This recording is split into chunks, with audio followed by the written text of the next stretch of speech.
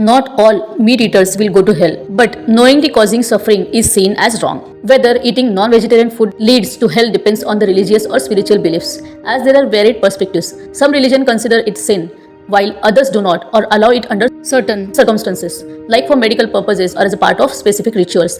Many believe that actions, not diet alone, determines one's spiritual fate, and that the intention behind eating and your overall karma are more important. Some religious texts, such as the parts of Manusmriti, state that it is not sinful to eat meat of animals created for the purpose, while some believe that humans are naturally omnivorous and that is the part of natural food chain. Some religious figures are said to have consumed meat, which suggests it is not inherently a sin. Whether you go to hell or heaven purely depends on intentions, karma, and overall ethical behavior that is often considered more important than just alone diet. The Manusmriti presents a complex and sometimes contradictory view on eating meat, which has led to varied interpretations. While it contains verses that permit meat consumption under specific limited circumstances, it also features numerous verses that strongly advocate for abstinence from meat and emphasize non-violence for spiritual advancements. The text outlines specific situations where eating meat is considered lawful, primarily related to ritual and necessity, such as eating meat that has been offered during sacred rites, that is Shraddha, is permitted and even encouraged in some instances. Refusing the consecrated meat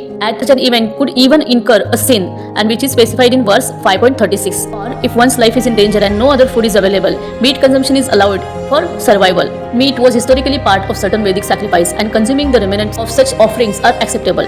One verse states that eating meat, drinking liquor, sexual intercourse are the natural way of living being, and no sin is incurred by them, but the abstinence brings great rewards. This verse is often interpreted by the commentators as general acknowledgement of natural human urges, but not a blanket sanction. But there are some karmic consequences. The text asserts that one can never obtain meat without causing injury to living beings, and thus one should abstain from it.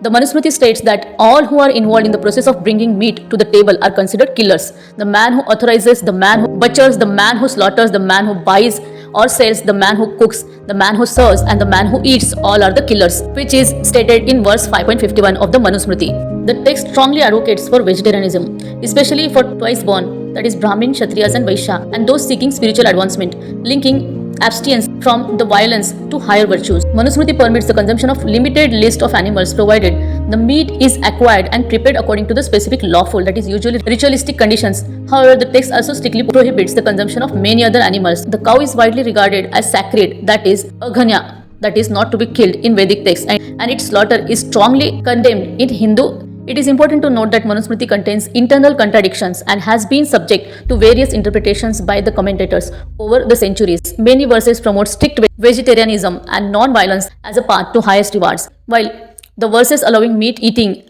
are often qualified as rules for specific ritualistic context or survival, not for the general pleasure. In modern Hinduism, the emphasis on non-violence has made vegetarianism the dominant practice among many higher castes and those seeking the spiritual